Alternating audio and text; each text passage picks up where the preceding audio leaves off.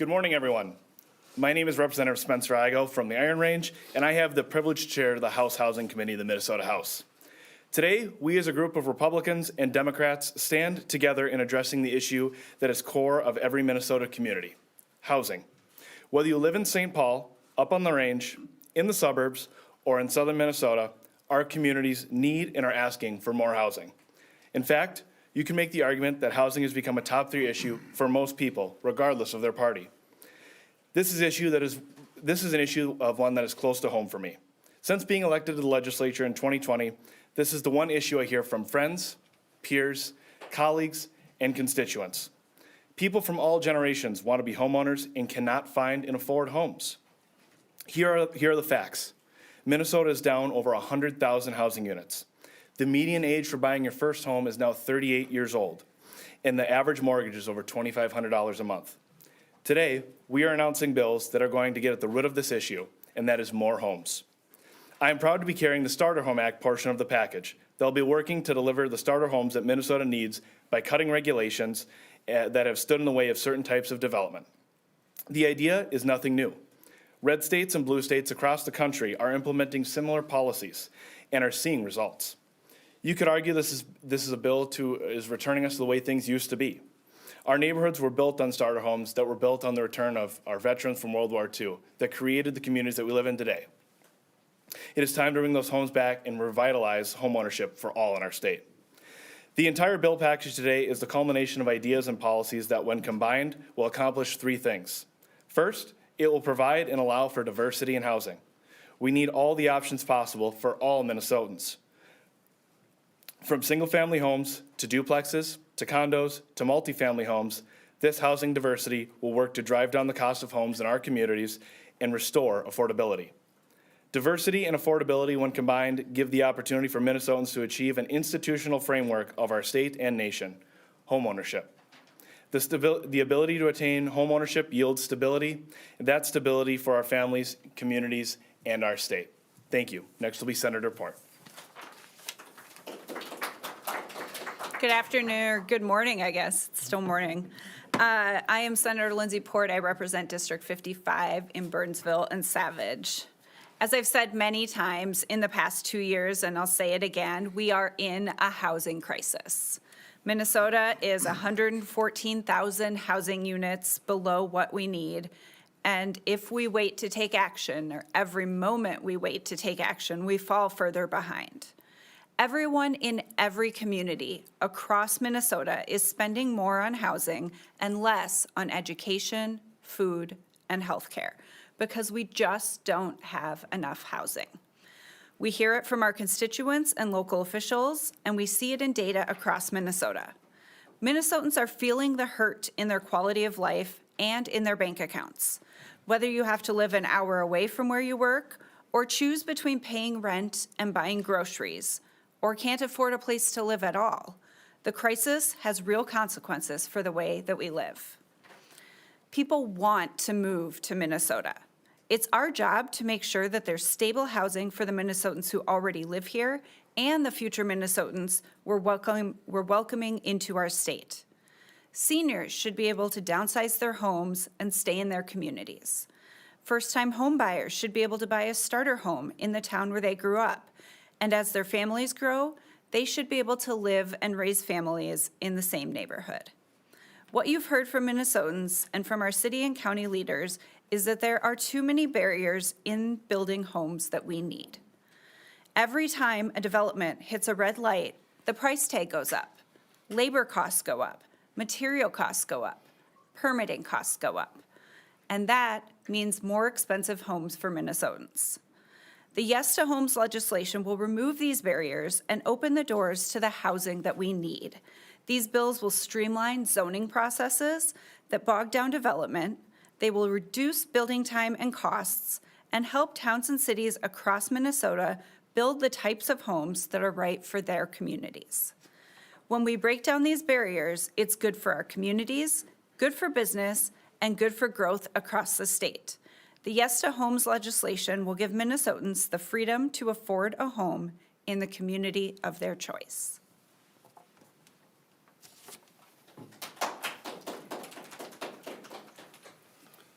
Hi, I am Sean Nelson, and I am a licensed building contractor in the state of Minnesota with an office in Burnsville. I also have the privilege and honor of serving on the Bloomington City Council. I do want to just state that this is not Bloomington City Council specific policies, but I want to talk to what we've done in Bloomington. First, I would note that 44% of the housing of the homes built in Bloomington were built in the 1950s. We said yes to housing when our veterans and heroes came back to our community, and we've done that throughout the state. We need to do that again now. In 2018, a governor's task force, an independent group, found that there were over 50,000 homes short in the state of Minnesota. That has more than doubled in that time. We're going backwards, and we need to take action now in order to stop that trend. We all hear about inflation. According to the Bureau of Labor Statistics, over half of the inflation amount that we are seeing is due to shelter costs. We are hurting all of the people in our communities by burdening them with high costs of housing. In Bloomington, we have taken action on these issues. We started a few years ago with the Opportunity Housing Ordinance, where we streamlined our processes, we reduced barriers, we reduced regulations, we reduced aesthetic mandates, parking things, all of those things to make it easier to build apartments and homes in the city of Bloomington. We went further with that, and we modernized our zoning code. We reduced lot size requirements, setback requirements, number of garages, things of that nature that we know are driving the cost burden of housing, so that in Bloomington you can build a single-family house that someone can afford. We are a fully built-out community, and so finding locations for that was critical for us, and that's why we went with that zoning reform. We have worked with our planning department in order to streamline our approval processes. If a developer comes to Bloomington with a plan that meets all the requirements, there's no need for them to go to a separate commission meeting, go to a council meeting. They should get approval. That's what we're doing in Bloomington. And now we're working on the missing middle, and that's what our initiative is for this year, which is, triplexes, quads, things of that nature, so that we're finding the right locations for those. In particular, existing commercial nodes, so we can revitalize those parts of our community and provide housing and support those local businesses that have their shops and their restaurants in those commercial nodes. This can be done, it is being done, but we aren't going to get there by just having a few cities do this. We need the entire state behind this initiative, just like we did before. We need to build all sorts of housing, whether it's for young people trying to buy their first house, and whether or not that's a condo or a single-family house. We need apartments for people that may not want to stay in the community forever because of their job situation. And importantly, we need places for our seniors to go. Many of them are looking for new types of housing, and we need to have those opportunities available for them as well. So I encourage everyone to say yes to more housing, yes to our future. Thank you.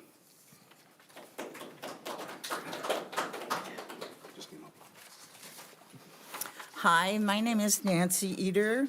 I am a retired teacher. I live in a co-op in Robbinsdale and pay over half my income to my homeowners association. I'm not able to help my son, who struggles to find a job that pays enough for him to rent an apartment. Rents have been rising much faster than wages for some time now. Just from 2000 to 2022, the median rent in the metro rose from $684 to $1,329 and is now $1,521 in Robbinsdale. Wages have definitely not more than doubled during this time. Home prices have increased even faster. Robbinsdale is full of small 1 to 1.5 story homes on small lots. These should represent the so-called NOAH, or naturally occurring affordable homes, starter homes for young families. But in these times, these homes are priced out of range for many wage-earning families. Young couples wanting to start a family are forced to seek housing far out of the metro, meaning they will spend hours traveling to and from work, increasing their carbon emissions and lowering our air quality. One reason for all of this is a shortage of housing that drives up the price. Builders say they can't afford to build affordable homes or apartments, partly because of restrictive zoning. We know that zoning has been used to keep out certain races or classes of people. In some areas, it is still used to restrict people of low income from living there. But the shortage of housing hurts all of us. We need to work together to allow for creative solutions to this problem. We need to build affordable homes and rental units so that workers can live close to their jobs and lower carbon emissions. More people in our communities means less urban sprawl taking up valuable farm and parkland, more customers from local businesses, and more taxes for local needs and amenities. It is time to relook at restrictive zoning.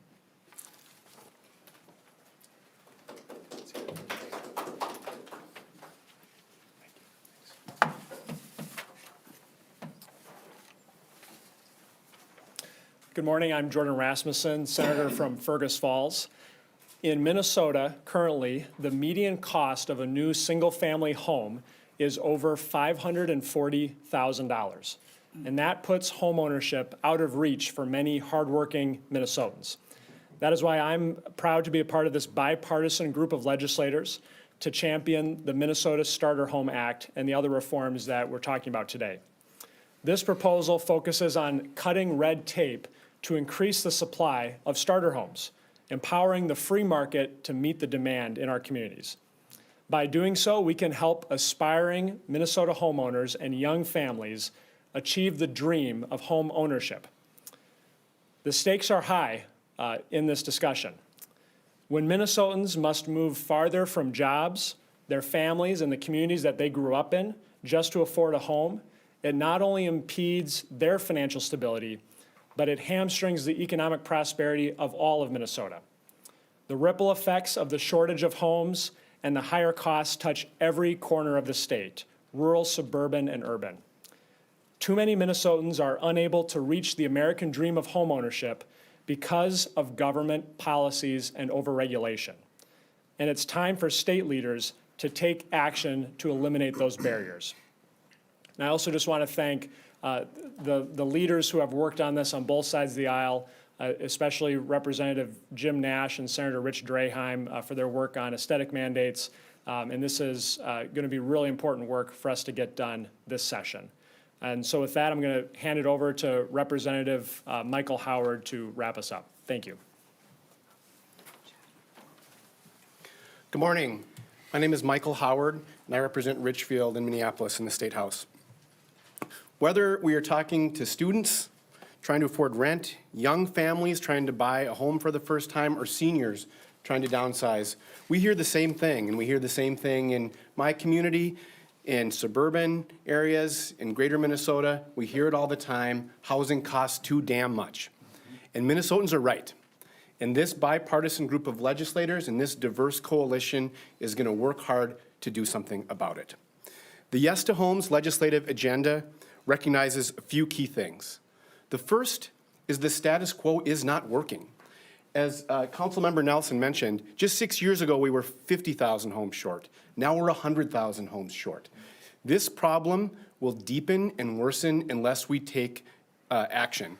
Anybody who tells you that what we're doing right now is enough is not telling you the truth. Second, we need a statewide solution to a statewide housing crisis. We have cities all across the state that understand and need and want to build more housing, but no one city alone can tackle this issue. That's why we need state-level reforms for a state-level solution. This agenda will jumpstart homes, especially the kinds that Minnesotans are desperate to find: affordable starter homes, affordable places to live that are connected to their community, connected to corridors of commerce. This is smart planning and smart development that will make a difference, and it's what Minnesotans are asking us to do. Lastly, I just want to say that we have a closely divided legislature, and this is a golden opportunity for us to work together to do something meaningful that all Minnesotans are asking for. Look at these legislators. We represent urban, suburban, greater Minnesota, corner to corner. Representative Nash and I were sparring just 5 minutes ago in committee, and yet we recognize that addressing our housing shortage is priority number one.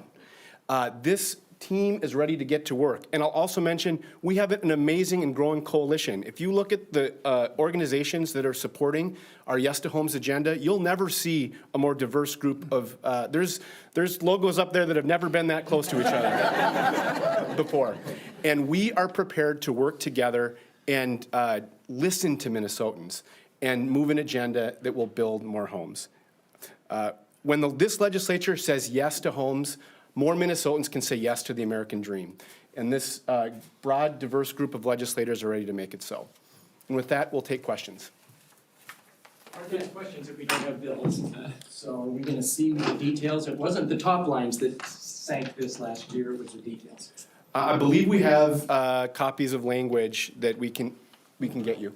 Is this all? A 4-page bill is your entire package? So that is the Minnesota Starter Home Act. Other pieces of legislation we continue to work with stakeholders, and they'll be introduced either this week or early next week and heard in committee soon after.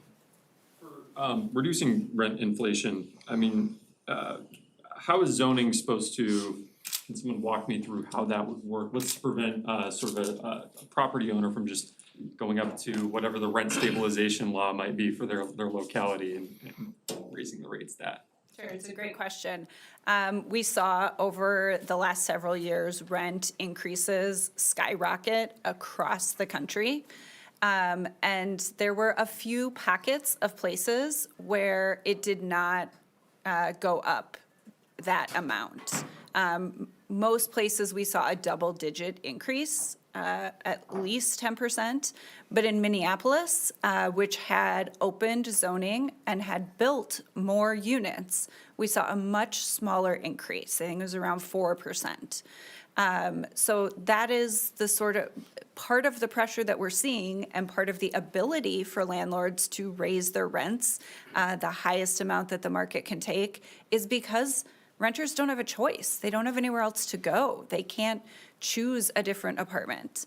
And so supply is a big part of that. And it's one of the ways that we can help to make sure that people have a choice on where they can live and that there are enough units to meet demand, which right now we are far, far below.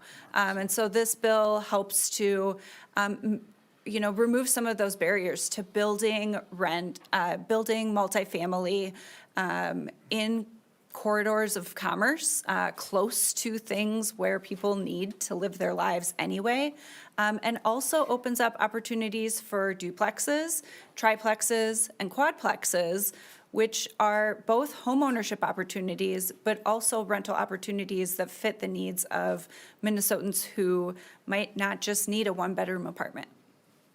Governor Walz told a group of mayors last year that he's skeptical of preemption. Do you have an idea of where Governor Walz sits on this issue today? What the governor has said and the Commissioner of Housing has said is that he welcomes the opportunity to sign a bipartisan bill. And you see this bipartisan coalition ready to get to work. I'd also mention that if you listen to candidate Governor Walz on the campaign trail, he was singing the praises of communities in Minnesota that have taken this issue head on. So I think there's quite a bit of opportunity to work with the governor to pass this legislative agenda. He's had opposition last year that I guess probably eventually kept these bills from passing, local governments among others. What's changed? Obviously, we don't have the language, so what's changed this year that makes them more likely to oppose this? I would say a couple things. That's a really good question. What has changed? One thing I would mention is that after last legislative session, we didn't stop working. We met over the summer, fall, winter with city groups and have this session on a weekly basis. My joke is that I think I've spent more time with city lobbyists in the last year than I have with my own family. And so we have worked to understand the nuance of these issues and have really valued the input we've received from cities. It's partly why we have a more targeted approach with a specific bill on starter homes, a specific bill on the housing types connected to corridors of commerce, a specific bill on aesthetic mandates like Representative Nash is leading on. And so we're working and continue to work. And our hope is that we know there's some tension, but through that tension, we think we can improve these bills, and we've appreciated the city's input along the way. Are there changes from last year's sort of push? Very much so. These are completely different bills. What are those? Yes. So last year, we basically had 2 large bills. This year, we have many. So the Starter Home Act focuses exclusively on legalizing duplexes, townhomes, and ADUs. Last year, we had a missing middle bill that I think went up to 10 units. And so this is quite a bit different. And we also, our missing middle bill, which is our More Homes in the Right Places Act, is more focused on more housing opportunities along corridors where it makes the most sense. And also is done in a way that gives cities the choice about where it makes the most sense for this to occur. That's one thing that we heard loud and clear from cities, is that we want to have more choice and to apply these reforms in the way that makes sense for our communities, and these bills reflect that. Go ahead, Mary. Thank you. Do you plan to, and maybe the budget is restricting this, but when these bills drop, do you anticipate that any amount of state funding will come with those bills? It looks like mostly policy reform, The but. really nice thing about these bills is they are straight policy. Every single one of our proposals is simply policy changes. There is no fiscal impact on them. The fiscal impact will be to Minnesotans who are able to actually buy homes, and that housing will be able to be built, but there's no fiscal cost to the state with any of these bills. And the first 3 will be introduced tomorrow, at least in the Senate, but I think also in the House. So is there anything to And there is address, no local impact. is there anything in them to address the increased stress on city services, for example? That's another issue that we worked with last year, and these bills are all crystal clear. If we are not going to force a housing development where the infrastructure does not support it. So there's a clear indication in these bills that cities have that ability, because we would not want to force that type of, that kind of development. I would say there's a bill that I'm co-authoring with Chair Igo that would provide investments to greater Minnesota communities for their public infrastructure. We know in particular in greater Minnesota, that's a key issue. I don't know if Spencer or Jordan want to talk about their communities with that, but we do know there are public infrastructure issues, and the state can have a role to support that effort. It sounds like fiscal impact to me. Yes, that would cost money. Do you have a multifamily affordable housing and commercial zones bill this year? Maybe the sponsor last year could address that. Yes, we have the, well, in your packets, what we're really working to do is to transform main streets. We have communities from Delano to Duluth to Ely, and all over who are clamoring for housing of all types, workforce, affordable. And so this bill is actually largely the same. We reached a really great place with the many folks that we worked with and some tweaks in this bill. But largely that this bill would allow for a multifamily that's rental units as well as condos, rental and home ownership opportunities where zones are already commercially zoned. And what do you do about the issue that keeps coming up, which is that multifamily building, an affordable building should be allowed, but somehow when it gets to city approval, it isn't allowed, or it takes so long that it becomes unenforced. You tried to get at that before, have you found a place to get there so the cities aren't gonna eat your lunch? Sure. Well, I hope everybody can have free lunch, but that's another space. But yeah, that's a lot of the work that Senator and our representatives have talked about doing work with cities and counties and many different coalition groups from the summer and into the fall. And where we've reached is making sure that market rate and affordable aren't treated differently. As we know, when projects come forward, so oftentimes there are added barriers, added costs in that process. And so this is just making sure that we have a uniform approval process. One thing that we've added in this year, we heard really loud and clear, in wanting to make sure we strike that balance of public process. So that will be an added element that I want to make sure we are not cutting out public process. As somebody who comes from community side, that is one of the most important elements. It's also really important that we front load and make sure that we're listening to all voices, but making sure that we have reasonable and dependable time periods for those approval process. It still needs to go through the building code, the fire code, follow all state, federal zoning laws and those types, but making sure that in the process, we are not weeding out affordable projects, which we heard from our seniors, from our young families who are looking for a place to lay their head and have a warm place to dream at night for their futures. Do you have a source of income bill this year? I saw that there's a Senate bill. Is that part of the package? That's not part of this package, but there will be a bill for that. Is there any sense of priority between all of these bills for some of them over the other ones? I would say that the maximum impact is this entire legislative agenda, and we've been really purposeful in working with a coalition of folks to build a legislative package that's addressing the real root issues of our housing shortage. Each of these bills and each of these issues are critical, and so to maximize our impact, we really hope to move this agenda together, despite the fact that we have bills that are kind of targeting different problems. And I will say that we also sort of opened multiple doors with some of these bills. The Starter Home Act, for instance, and the multifamily bill also include, or the Starter Home Act includes the aesthetic mandates piece as well as a parking piece that is specific to sort of the starter home type of housing. And so we're bringing that discussion in with every bill. We also have a straight aesthetic mandate bill and a straight parking bill that is sort of broader. But we're keeping the conversations tied together as much as is possible. All of you standing here, though, support all 7 of these bills. Is that accurate? See a lot of nods. Yeah. Yeah. Last year, when push came to shove, there were very few Republican votes for these bills in committee. I may have missed it. But it was a key vote when Senator Port's bill died. There were no Republican votes to help get that out of committee. So can you address the difference between standing here and actually voting in tough situations to move bills?